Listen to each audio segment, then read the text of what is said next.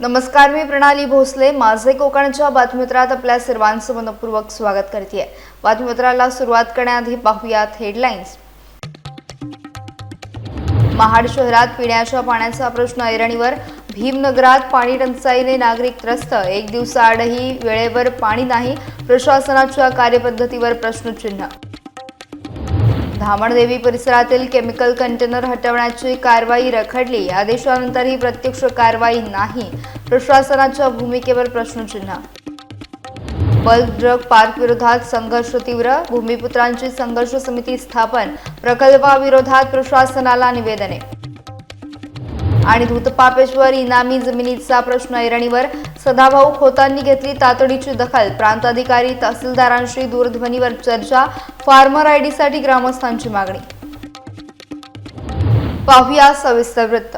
रायगड जिल्ह्यातील महाड शहरात पिण्याच्या पाण्याचा प्रश्न पुन्हा एकदा ऐरणीवर आलाय.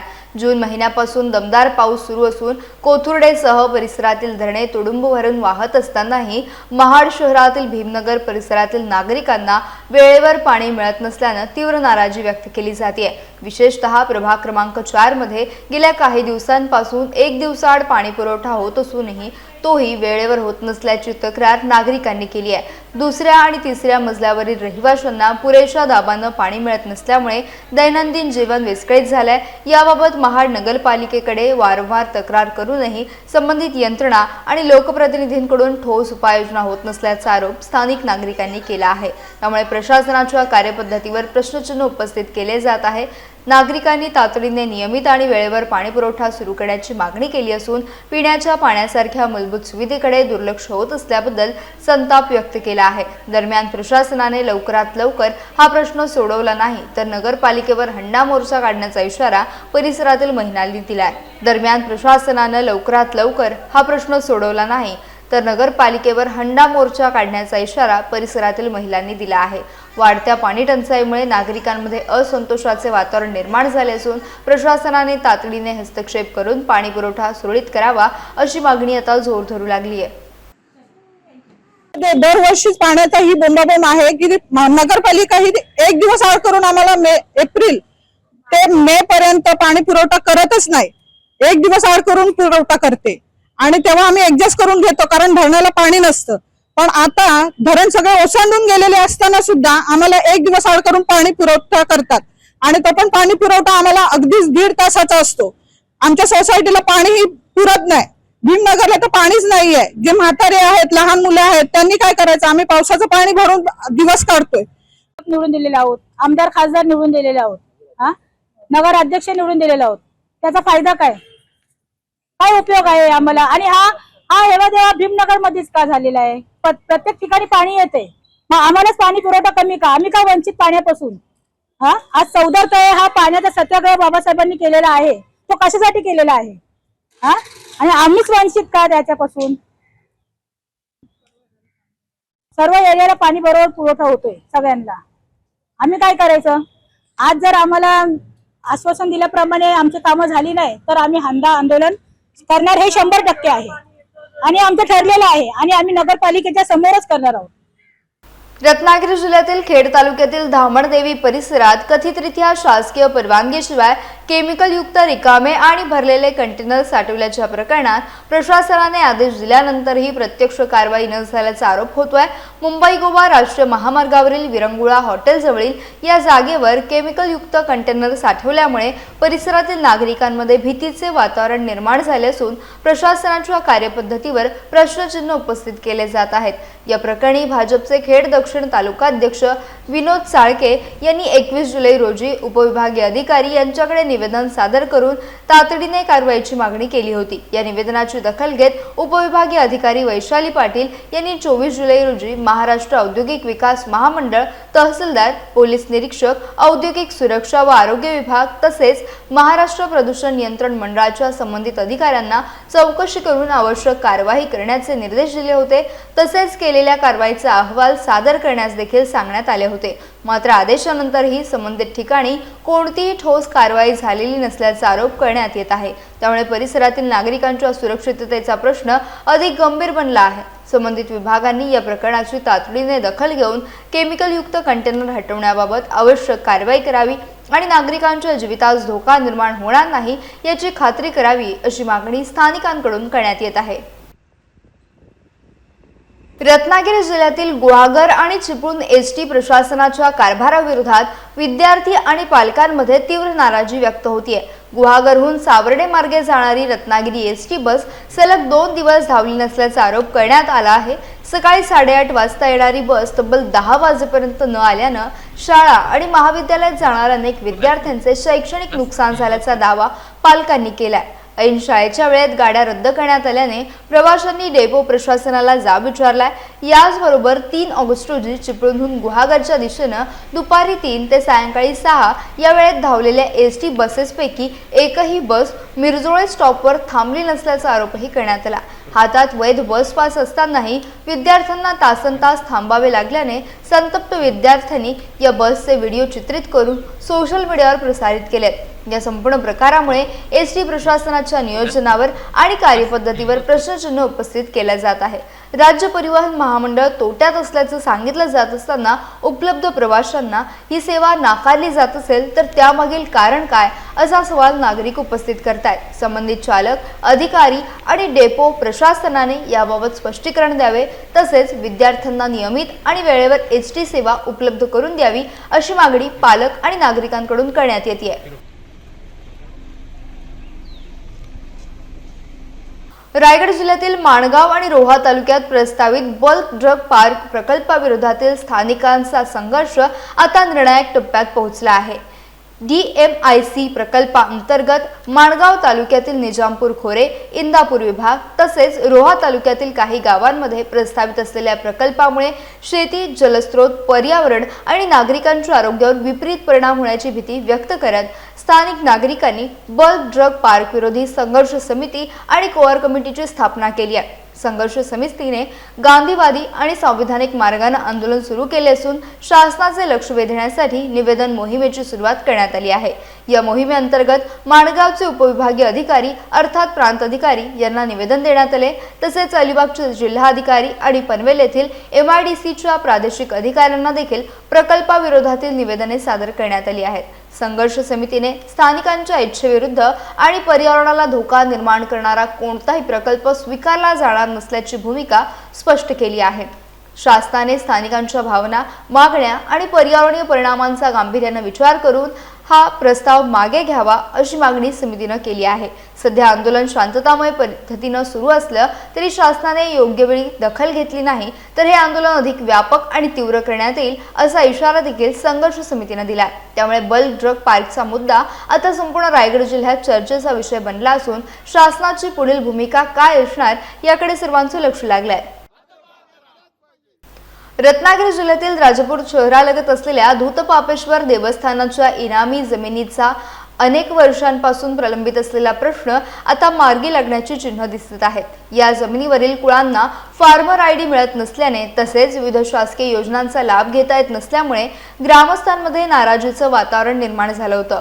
या पार्श्वभूमीवर धूतपापेश्वर ग्रामस्थांच्या शिष्टमंडळाने माजी कृषी मंत्री सदाभाऊ खोत यांची भेट घेऊन सविस्तर निवेदन सादर केलं। ग्रामस्थांनी इनामी जमिनीचा प्रश्न प्रलंबित असल्यामुळे शेतकऱ्यांना शासनाच्या विविध योजनांपासून वंचित राहावे लागत असल्याचे त्यांच्या निदर्शनास आणून दिले। या निवेदनाची तातडीने दखल घेत सदाभाऊ खोत यांनी राजापूरचे प्रांत अधिकारी आणि तहसीलदार यांच्याशी दूरध्वनीवरून चर्चा करत हा प्रश्न लवकर निकाली काढण्यासाठी आवश्यक कार्यवाही करण्याच्या सूचना दिल्या। तसेच संबंधित कुळांना न्याय मिळावा आणि फार्मर आयडी सह शासकीय योजनांचा लाभ मिळण्यासाठी शासन स्तरावर पाठपुरावा केला जाईल असं आश्वासन त्यांनी ग्रामस्थांना दिलं।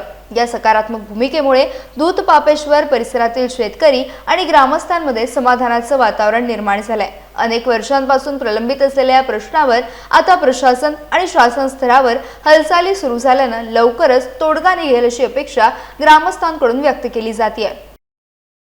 धूतपापेश्वर विविध कार्यकारी सेवा संस्था जी आहे कोऑपरेटिव्ह धोपेश्वर, तर ती मंडळी शेतकरी माझ्याकडे आलेले आहेत। आता त्यांचा प्रश्न असा आहे की अनेक शेतकऱ्यांची नावं हे कुळ म्हणून आहेत आणि बाकीच्या शेतकऱ्यांची नावं एकतर वहिवाटीदार आहेत, कब्जेदार आहेत, काय आता वहिवाटीदार आणि कब्जेदार या ठिकाणी जमीन कसत नाहीये, अनेक कुळत जमीन कसत आहेत काय, पण त्यांची नावं इतर हक्कात असल्यामुळं त्यांना कोणताही शासनाचा लाभ मिळत नाही. तर या संदर्भामध्ये ते लोक तुमच्याकडे येतील, तुम्ही त्याची बैठक घ्या आणि आपल्याला काय तुमच्या पातळीवर दिलासा देता येतो का बघा. नसेल येत तर आपण मुंबईला मी महसूल मंत्र्यांच्या या संदर्भामध्ये बैठक लावतो काय. हा एक भाग झाला. आता अनेक शेतकरी कुळ म्हणून आहेत इतर हक्कामध्ये, पण त्यांना फार्मर आयडी मिळत नाही, त्यामुळे त्यांना लाभ मिळत नाही. आता तर आपण महिलांना आणि शेतमजूर महिलांना फार्मर आयडी देणार आहोत काय. तर मला वाटतं की उतार्यावर नाव जर असेल त्या ह्याच तर त्याला फार्मर आयडी द्यायला काही हरकत नाही. शेवटी तो कुळ आहे, कुळ म्हणजे मालक आहे काय. तर ते फार्मर आयडीच्या संदर्भामध्ये तुम्ही तहसीलदारला सगळं आपलं तलाट्याला सरकारला सूचना द्या काय, आणि त्याचं एक वाटप करा ना. हे मोठा प्रश्न गंभीर प्रलंबित आहे. गोव्याहून मुंबईकडे येणाऱ्या राजधानी ट्रॅव्हल्स बसमध्ये एका महिलेसोबत कथित गैरवर्तन झाल्याच्या प्रकरणावरून आता राजकीय वातावरण तापलंय. या घटनेनंतर संभाजीनगर येथील संबंधित महिलेच्या प्रकरणाची दखल घेत ठाकरे गटाचे आमदार अंबादास दानवे यांनी सोशल मीडिया प्लॅटफॉर्म एक्स वरून राज्य सरकारवर टीका केली होती. लाडकी बहीण ही घोषणा केवळ घोषणांपुरती मर्यादित न राहता सरकारनं महिलांच्या पाठीशी प्रत्यक्ष कृतीतून उभं राहावं अशी मागणी त्यांनी केली होती. दरम्यान या टीकेला भाजपच्या रायगड जिल्हा महामंत्री हेमा मानकर यांनी प्रत्युत्तर दिलंय. महायुती सरकार महिलांच्या सुरक्षिततेबाबत संवेदनशील असून संबंधित महिलेला तातडीने न्याय मिळवून देण्यासाठी प्रभावी कारवाई करण्यात आल्याचा दावा त्यांनी केला. तसेच महिलेच्या मदतीसाठी भाजप पदाधिकाऱ्यांनी स्वतः पुढाकार घेत बस अडवून आवश्यक सहकार्य केल्याचं देखील त्यांनी सांगितलं. त्यामुळे या विषयावर सरकारला शिकवण्याची गरज नसल्याचा टोला त्यांनी अंबादास दानवे यांना लगावलाय. या घटनेनंतर महिला सुरक्षेच्या मुद्द्यावर सत्ताधारी आणि विरोधकांमध्ये आरोप प्रत्यारोपांचे सत्र सुरू झाले असून संबंधित प्रकरणाची चौकशी आणि पुढील कारवाईकडे राज्याचं लक्ष लागलंय. उतरण्याचं ठिकाण वगैरे टिकून घेण्याच्या उद्देशाने माझ्या हातात पेन दिलं आणि ते करताना हात हातात घेतला. त्याच्यानंतर मग मला असं वाटलं की जरा चुकून झालं असेल. नंतर सेकंड टाईमसुद्धा मला असा अनुभव आला की त्याने अंगाला वगैरे स्पर्श केला, तोंडावरनं वगैरे हात फिरवला आणि तो म्हणजे मला एकदम तो स्पर्श ऑकवर्ड झाला. आणि त्यानंतर तिसऱ्यांदा जेव्हा मला हे दोन अनुभव आले तेव्हा मी तिसऱ्यांदा पायात ठेवण्याचा निर्णय घेतला आणि रात्री न झोपता तिथे बसून राहिले. आणि रात्री 3:30 वाजता तो माणूस आला आणि बनियन घातलेला होता आणि तो असा पुढे सरकला. मी त्याला धक्का देऊन मागे दूर लोटला आणि तो मग तिथून पळून गेला. आज दिनांक 3/8/2026 रोजी एक महिला गोवा ते मुंबई हा प्रवास करत होती खाजगी बसने. त्या बसचा नंबर आहे राजधानी ट्रॅव्हल्स, बस क्रमांक MH 43 CK 2981. ही स्लीपर बस आहे. यातून ती महिला प्रवास करत होती. या दरम्यान संगमेश्वर जिल्हा रत्नागिरी या ठिकाणी बस ब्रेक घेतला होता बसने. त्या ठिकाणी थांबले असताना यातील क्लीनरने तिच्याजवळ येऊन तिला छेडछाड केली, हात वगैरे लावला. त्यावेळी तिच्या लक्षात आलं, परंतु तिला वाटलं चुकून झालं असेल, त्यामुळे ती त्यावेळी तिने काही केलं नाही. नंतर पुढं बस निघाल्यानंतर पोलादपूर या ठिकाणी आल्यानंतर पण त्यातील आरोपी आहे त्यानं तोच प्रकार परत केला. ते महिला ज्या ठिकाणी सीटवरती झोपलेली होती तिथं जाऊन छेडछाड करण्याचा प्रयत्न केला. त्यावेळी तिने तिला प्रतिकार केला आणि त्यानंतर तिनं ओढण्याचा प्रयत्न केला, पण तो स्लीपर असल्यामुळं बाजूच्या लोकांना एवढं काही लक्षात आलं नाही. तिने मग कंट्रोलला आपल्या फोन केला, रायगड कंट्रोलला, आणि आपल्या पोलिसांनी पोलादपूर पोलिसामार्फत तिला पण संपर्क साधण्यात आला. काही काळानं तिचा मोबाईल स्विच ऑफ झाल्यानं पुढं संपर्क करेपर्यंत गाडी कोलाड पोलीस स्टेशन म्हणजे इथंपर्यंत पोचली. त्यानंतर सदर महिला ही कोलाड पोलीस ठाणे येथे आली आणि तिनं जे काय आहे ती हकीकत सांगितली. त्यानुसार आपण तिची तक्रार नोंद केलेली आहे.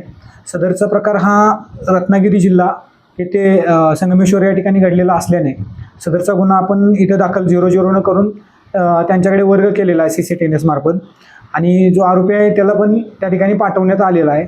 वरिष्ठांच्या आदेशाने आम्ही पुढील कारवाई करत आहोत. तसेच रत्नागिरी जिल्ह्यात पण पुढील कारवाईस तो गुन्हा पाठवण्यात आलेला आहे.